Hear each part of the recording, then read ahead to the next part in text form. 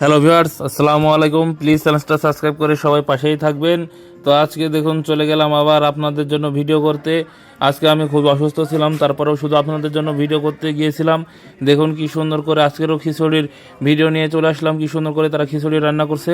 খিচুড়িগুলো দেখুন, আশা করি আপনাদের সবার অনেক ভালো লাগবে। আমার কথা কেমন লাগছে আপনাদেরকে আমি বলতে পারবো না, কারণ আমি খুব অসুস্থ ছিলাম আজকে সারাদিন। তারপরেও আপনাদের জন্য অনেক কষ্ট করে গিয়েছিলাম ভিডিও করতে। আশা করি আপনাদের সবার অনেক ভালো লাগবে। আমাকে বেশি বেশি করে সাপোর্ট করুন, চ্যানেলটা সাবস্ক্রাইব করে পাশেই থাকবেন। তো দেখুন কি সুন্দর করে তারা রান্না করে রেখেছিল।